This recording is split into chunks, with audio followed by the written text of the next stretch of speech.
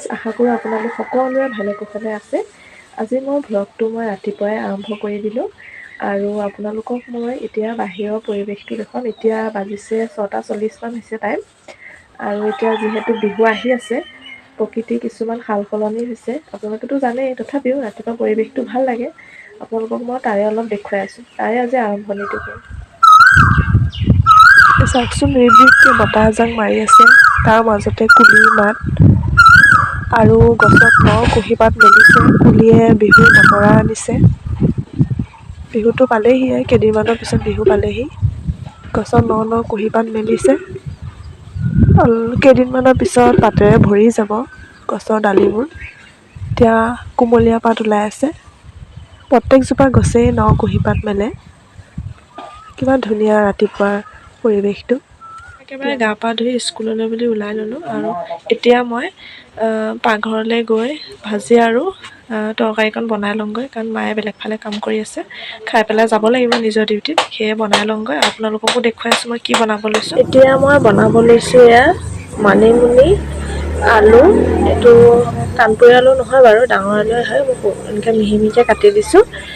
এয়া ভাজি এখন বনাম আৰু এইফালে লৈছোঁ বাৰীৰে কেইবিধমান শাকৰে আলু, ইয়াত মাছ দিয়া হ'ব, এয়া সৈতে বনাম। তাকে মই বনাই লওঁ, বনাই কৰি আকৌ মোৰ নিজৰ ডিউটিত যাব লাগিব। এয়া কেৰাহী বহাই ল'লোঁ। কেৰাহীটো অলপ গৰম হ'বলৈ দিছোঁ, গৰম হোৱা নাই। মই অৱশ্যে শুকান জলকীয়া দিয়া নাই, কেঁচা জলকীয়াকে দি দিছোঁ।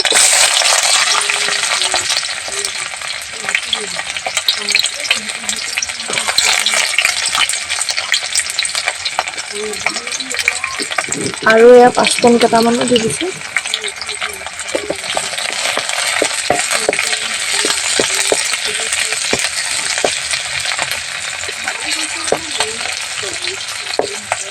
অকণমান পিঁয়াজটো ৰঙা হ'লে মানিমুনি শাককেইডাল দি দিম।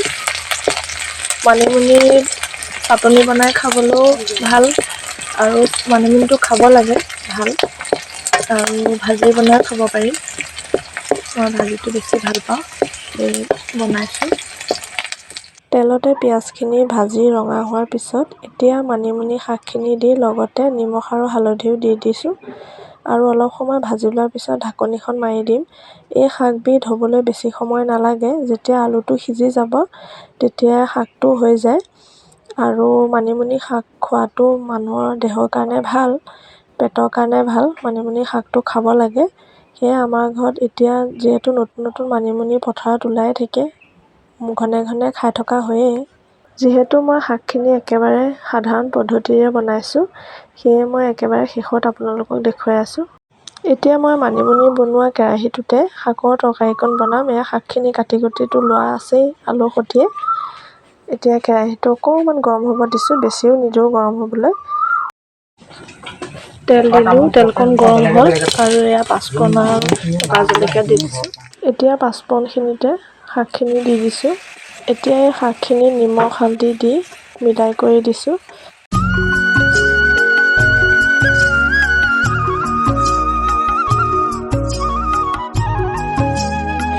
আৰু আনফালে দেউতাই তামোল পাৰি আছে, আমাৰ পাৰি আছে।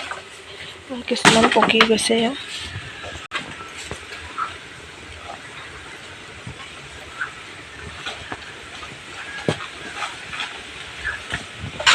আৰু এয়া তামোল পাৰোঁতে পাণো ছিগি গ'ল, পাণৰ আগ ওপৰৰ পৰা। শাকৰ আলুকণ সিজা যেন পাওঁতে শাকত পানী অকণ দি দিলোঁ আৰু এতিয়া ইয়াত মাছ দি দিছোঁ। যেতিয়া শাকখিনি অকণমান উতল উঠিব তেতিয়া ইয়াত আৰু এটা এড কৰিম বস্তু। এয়া মই দুটা বিলাহী গোটেইখিনি উলিয়াই ধুনীয়াকৈ কাটি থৈ দিছোঁ। এতিয়া মই বিলাহীখিনিও দি দিছোঁ মাছৰ লগতে। এতিয়া একেলগে পানীত মাছ আৰু টেঙা মিক্স হৈ উতলিব আৰু তৰকাৰীখনৰ সোৱাদো হ'ব খাবলৈ। এয়া মোৰ দুইখন আঞ্জাই হ'ল। প্ৰথমে এয়া মানিমুনি আঞ্জাখন দেখুৱাই দিছোঁ, এয়া হৈ গ'ল। তৰকাৰীকণো হৈ গ'ল মাছৰ। ইয়াত শাক আৰু মিক্স শাক আছিলে, কেইবাবিধো শাক আছে। বিলাহী, আলু, মাছ তাৰ দি বনাইছিলোঁ, হৈ গ'ল। এতিয়া মই ঘৰৰ পৰা ওলাই আহিলোঁ, এই ৰাস্তাৰে গৈ আছোঁ আৰু চাইকেল চলাই আছোঁ।